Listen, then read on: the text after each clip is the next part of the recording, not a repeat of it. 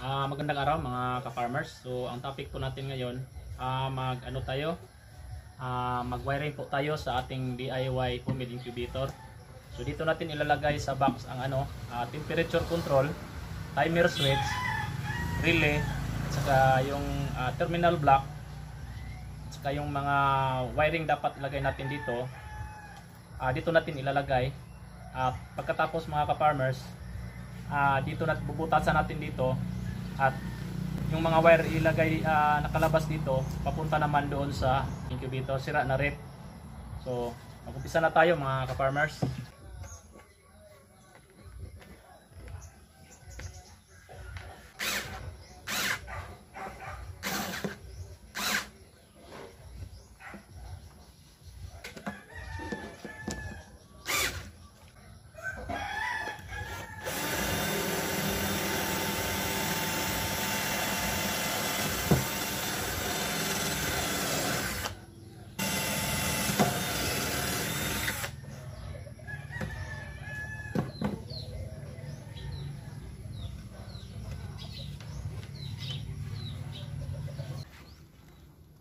Isusunod po natin itong Sino timer.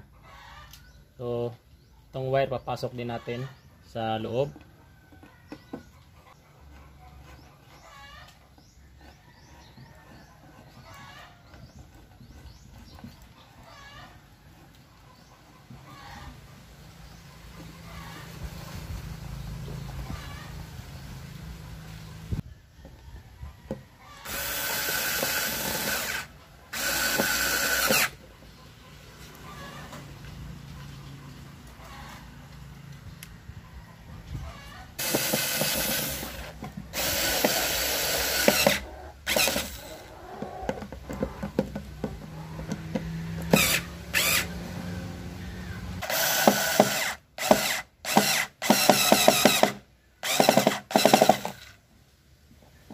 Isusunod po natin itong ilaw sa temperature control. Ito yung palatandaan na umiilaw yung ating gumagana itong ating temperature control.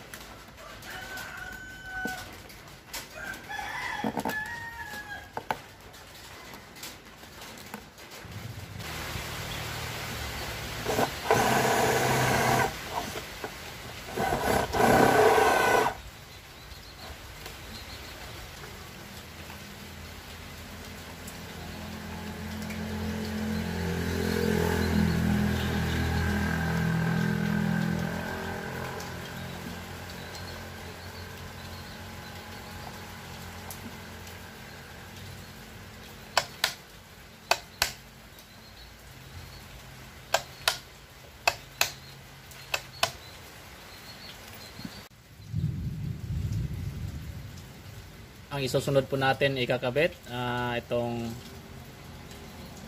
fuse box.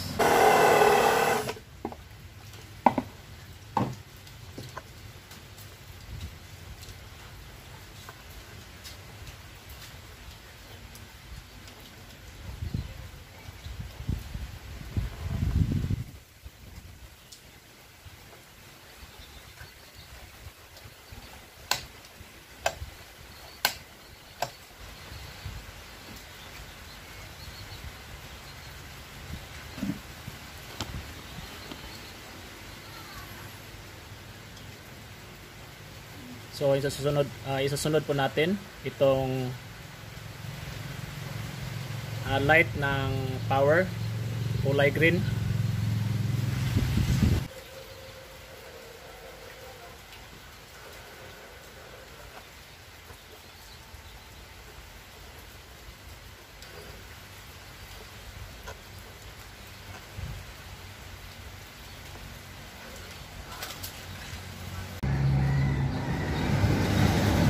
Susunod po natin ikabit itong terminal block. Dito po natin ilalagay lahat na wirings, yung ano, yung negative at saka yung positive.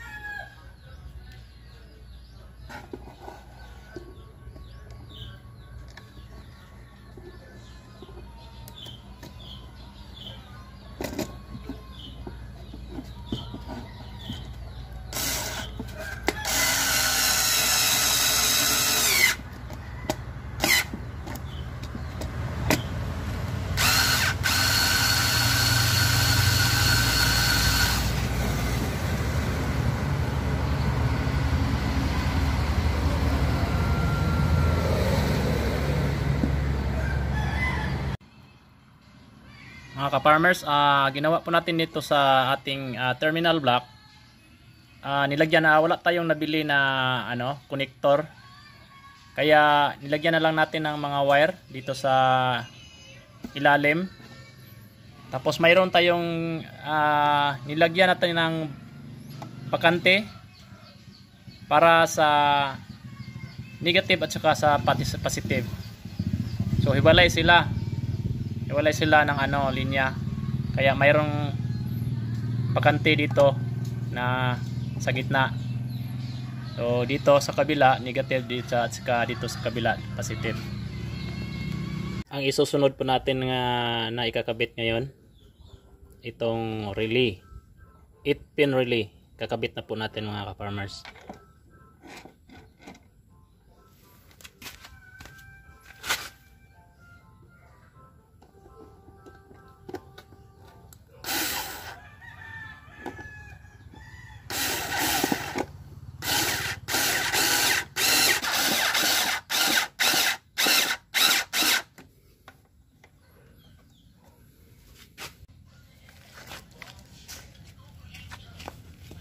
So mag-umpisa na po tayo wiring mga ka-farmers.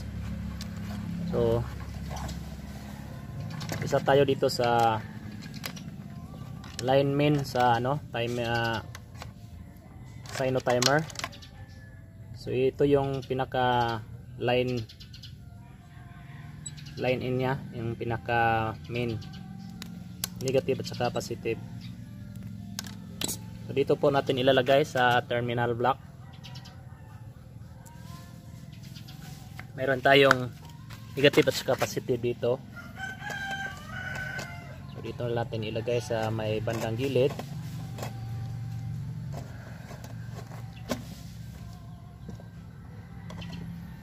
Tsaka itong isa. Pwede naman ito magkahiwalay mga ka-farmers, itong wiring nya. Basta kailangan magkahiwalay yung wire, hindi magkadikit para hindi tayo sumabog. So ayan. So itong dalawa, ito yung load nya palabas papunta doon sa relay. So saan nga ba ito kakabit sa relay? So sa relay mayroong number 7 at saka 8. Ito yun sa ilalim, mayroong number 8 ka 7. Doon mo lang ilalagay mga ka-farmers.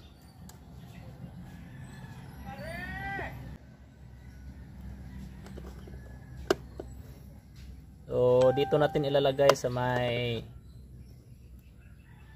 number 8 saka number 7 at saka number 8. Sa may, pwede ito magkabaliktaran.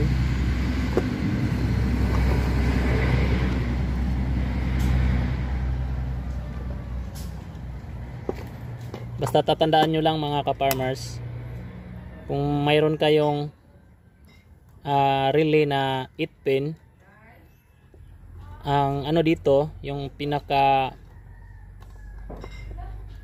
min nya, number 7 at saka number 8. pinakamin niya. Tapos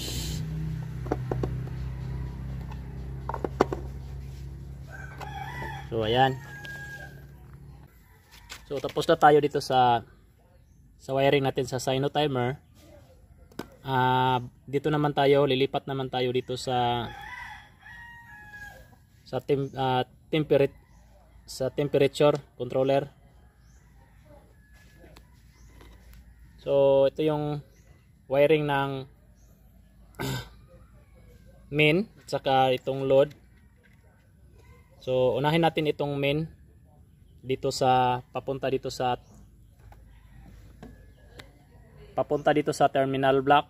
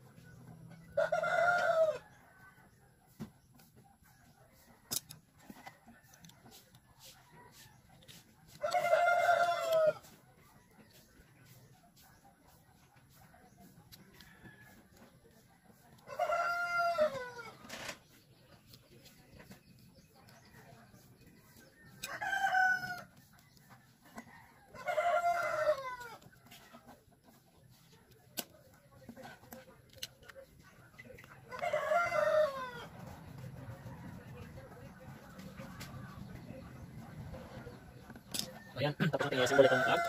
So itong dulo, dito natin ikakabit sa may terminal block. Sa may negative at sa positive.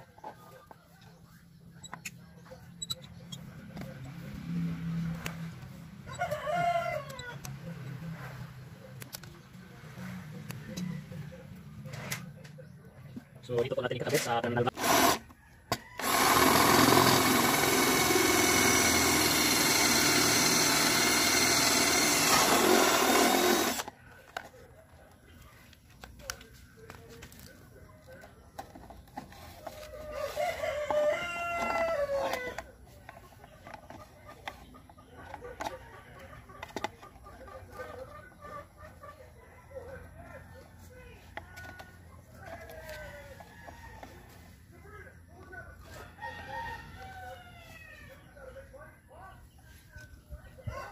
So iwalay natin mga ka-farmers para hindi tayo sumabog.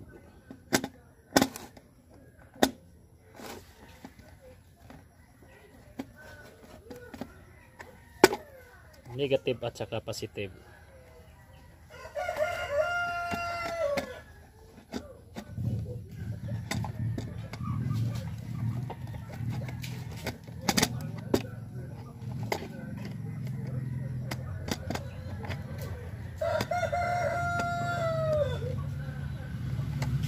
Ayan. So dito sa likod kailangan i-tali din natin para hindi lulusot ang wire.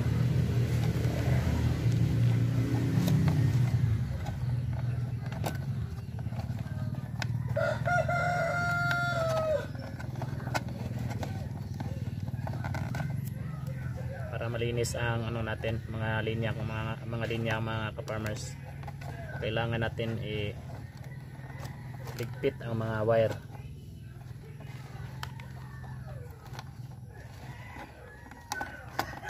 So ayan. So ito na, nakaabang na ang natin, plug.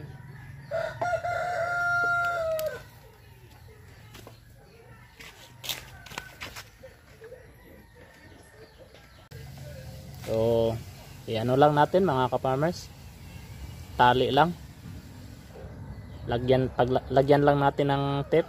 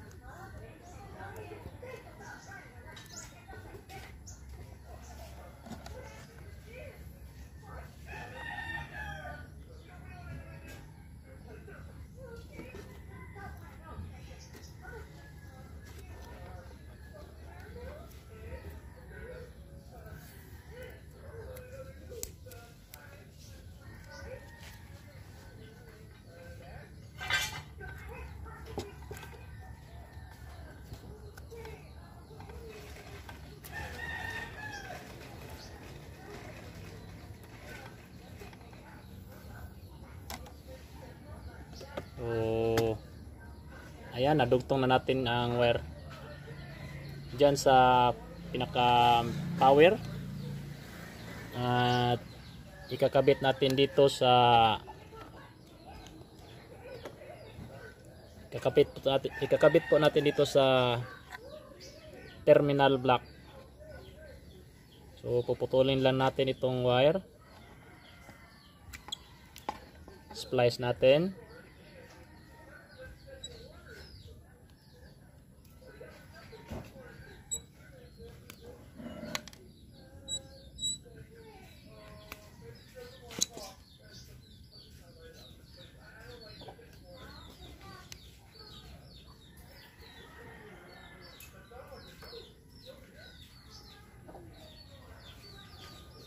So dito natin ilagay sa terminal block, pero kailangan hiwalay din kahit magkabaliktaran.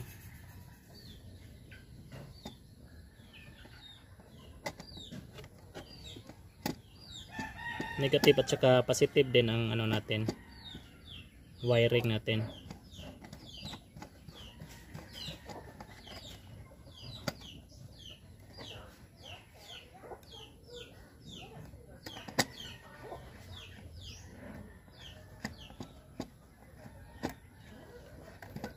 Para hindi tayo sasabog mga ka-farmers, kailangan makahiwalay ang ano natin, wire, negative at positive.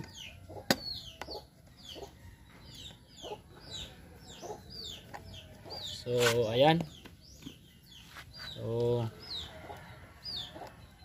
maglalagay na tayo ng butas dito sa giliran ng plywood mga ka-farmers para mailabas na natin itong load sa ano, load sa temperature control at saka itong ano nya, sensor ng temperature controller. So ayos na tayo dito sa ano, kulang na lang natin dito relay papunta doon sa motor, tsaka itong ilaw, mga ilaw ng sa temperature controller, at saka itong power light, tsaka itong toggle switch. Dito rin ikakabit natin yung linya ng ano, motor.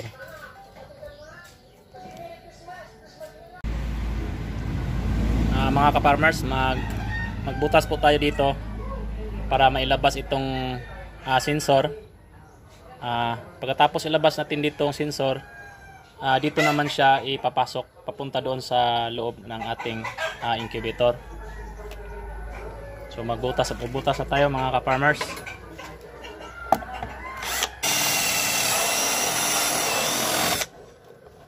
Okay na. Ano na natin itong sensor nya, labas na natin.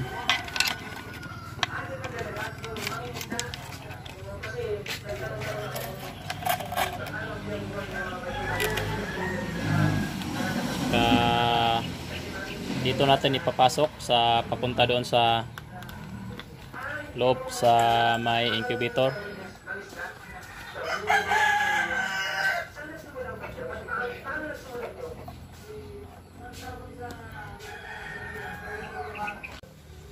Magbubutas din tayo dito mga ka-farmers para sa valve natin at saka doon sa ating mga wire galing doon sa switch at saka motor. So ito po yung ating connection galing dito sa valve. Ayan yung wire nya papunta sa labas. Dito siya lumalabas. At itong wire na to ipapasok naman natin dito sa ating ginagawang box. At dito natin i-connect yung wire nya papunta dito sa load ng temperature control. Andito yung wire nya para sa load ng temperature control. So maglalagay na po tayo ng wire na isolda natin mga ka-farmers.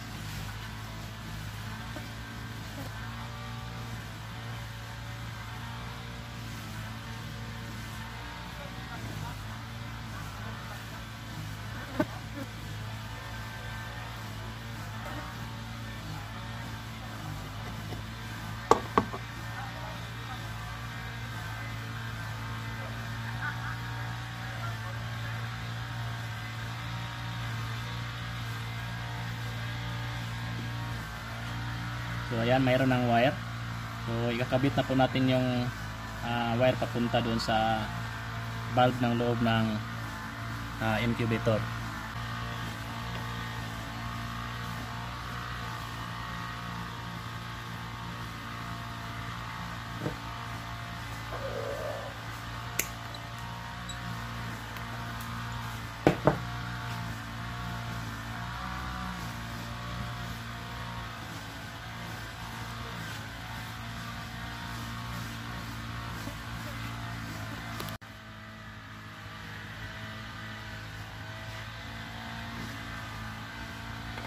Kailangan hindi magka hiwalay, ay magka-ipon. Kailangan hiwalay sila, negative at saka positive. Baka magka-short tayo pag double check lang natin. So ayan, lagyan natin ng tape mga ka-farmers. So ang kailangan lang dito mga ka-farmers, negative at saka positive. Hindi tayo malito. Hiwalay lang po natin para walang short sa mga connection natin.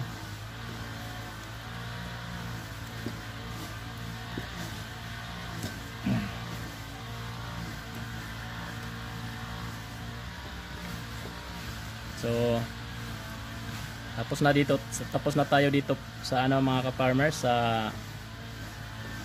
temperature controller, papunta doon sa may ilaw ng ating loob sa incubator. So butasan natin dito mga ka-farmers.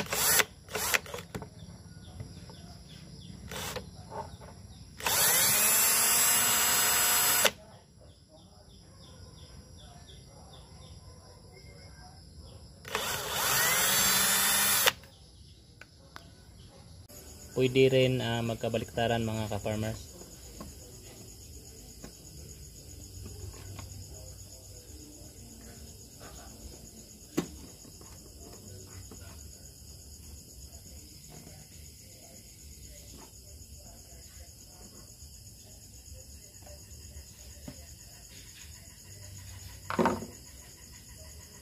So tignan natin mga ka-farmers kung gagana ba ang blower.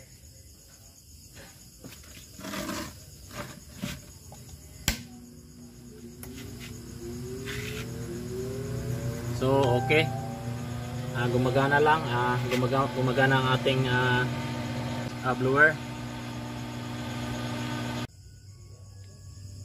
Itong wire, ito pong wire na sa pinakagilid mga ka-farmers, kakabit po natin yan doon sa may toggle sa may taas, yung toggle switch doon sa pinakagilid. So doon din yan natin ilalagay, papasok yan, ilalabas yan doon, at dito rin yan papasok doon sa loob sa taas. So ito na po yung wire.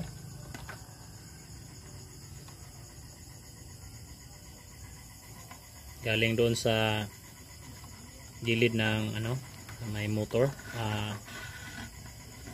wire ng motor. So dito po natin kakabit sa may gilid ng toggle.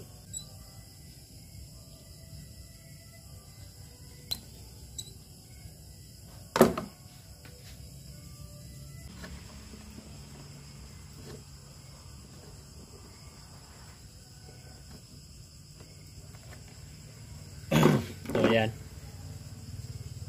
Tapos na tayo sa part ng motor. So ang susunod natin gagawin, doon na tayo sa may mga switch doon sa pinakailalim sa may egg tray. So yun na lang ang last nating gagawin doon na sa switch ng egg tray. So mga ka-farmers, mayroon na po tayong nakalagay dito na switch, dalawang switch. Ito yon. At nilagyan na natin ng wire dito sa normally closed at normally open. So ito yung ano niya, bali ground. So pagdugtong natin tong tatlong wire, galing ito sa motor.